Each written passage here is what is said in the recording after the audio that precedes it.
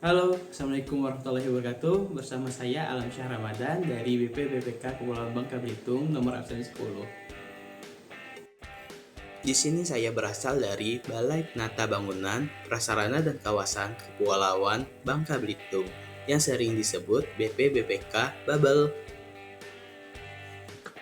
Berdasarkan Peraturan Menteri Pekerjaan Umum Republik Indonesia Nomor 1 Tahun 2025 tentang Organisasi dan Tata Kerja Unit Pelaksanaan Teknis di Kementerian Pekerjaan Umum, BPBPK Babel mempunyai fungsi untuk perencanaan program dan anggaran, perencanaan dan pelaksanaan teknis, fasilitasi pembinaan dan pengendalian teknis, pemantauan dan evaluasi, pengolahan informasi pelaksanaan pembangunan, penyelenggaraan sistem penyediaan air minum, pengolahan air limbah domestik, pengolahan drainase lingkungan, dan pengolahan persampahan, juga penataan bangunan, gedung, dan pengolahan rumah negara, serta pengembangan infrastruktur kawasan strategis nasional dan kawasan strategis nasional tertentu, penanggulangan pasca bencana, dan fasilitas serah terima aset.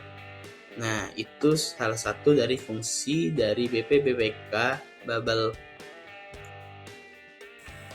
Balai Penata Bangunan Prasarana dan Kawasan Kepulauan Bangka Belitung (BPBPK Babel) dipimpin oleh seorang kepala balai yang bernama Bapak Muhammad Syukron Fikri. Nah, Balai BPBPK Babel merupakan balai kelas 2. Peran yang saya berikan untuk BPBK Babel pertama, melaksanakan kegiatan teknis penyihatan lingkungan sesuai ruang lingkup jabatan fungsional, termasuk pengumpulan, pengolahan, dan pelaporan data. Kedua, mendukung penerapan manajemen ASN yang transparan, terukur, dan berbasis kinerja di unit kerja. Ketiga, mengintegrasikan prinsip Smart ASN, profesional, berintegritas, berorientasi pelayanan, adaptif terhadap teknologi dalam setiap aktivitas kerja.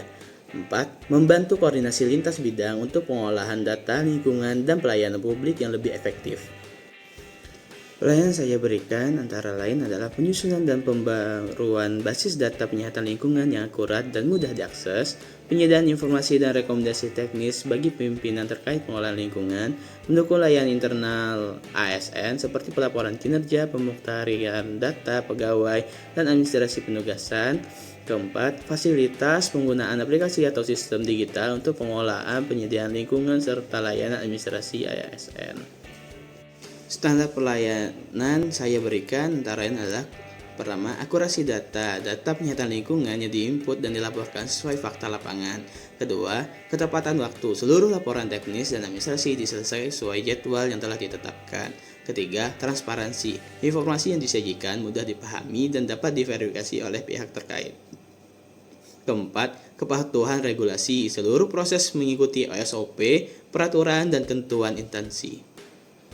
Kontribusi saya terhadap instansi antara lain 1. Mendukung terwujudnya pemerintahan yang bersih, efektif, transparan, dan akuntabel sesuai prinsip smart government. Kedua, mendorong peningkatan kinerja ASN melalui pengolahan data, laporan, dan layanan yang berkualitas. Ketiga, mempercepat pencapaian Sustainable Development Goal (SDGs) di bidang lingkungan melalui data dan rekomendasi berbasis evidence. Keempat, memberikan dasar pengambilan kebijakan yang lebih tepat sasaran untuk pelayanan publik di sektor penyihatan lingkungan. Untuk Smart ASN yang saya jalani sampai sekarang antara lain 1. Integritas dan akuntabel, selalu berupaya melaksanakan tugas sesuai aturan dan melaporkan hasil kerja secara transparan. Kedua, profesionalisme, menyelesaikan pekerjaan teknis penyihatan lingkungan sesuai kompetensi dan mengikuti SOP. Yang ketiga, berorientasi pelayanan. Nah, ini mengutamakan kebutuhan penggunaan layanan baik internal, pimpinan, dan rekan kerja maupun eksternal, masyarakat atau mitra. Nah, keempat, pemanfaatan teknologi. Di sini menggunakan aplikasi digital dan sistem informasi untuk pengolahan data serta pelaporan agar lebih cepat dan akurat. Untuk ruang peningkatan diri sendiri, itu antara lain saya dapat melakukan 1. Literasi digital lanjutan. Nah, di sini saya perlu menguasai lebih banyak fitur aplikasi atau sistem yang untuk efisiensi kerja. Dan kedua ada kolaborasi lintas unit. Nah, ini perlu lebih proaktif menjalani komunikasi dengan bidang lain untuk memperlancar alur data dan informasi. Nah, yang ketiga adalah kemampuan analisis data. Ini perlu untuk memperdalam kemampuan mengimplementasi data menjadi rekomendasi yang bermanfaat bagi pimpinan. Nah, untuk hal sederhana yang saya lakukan agar unit kerja lebih baik dan berdampak, antara lain, satu, saya membuat panduan ringkas checklist untuk memastikan setiap layanan teknis dan administrasi ASN berjalan sesuai standar dan tidak terlewat.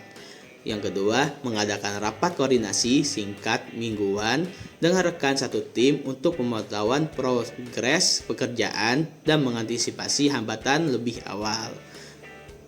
Itu saja paparan saya. Terima kasih.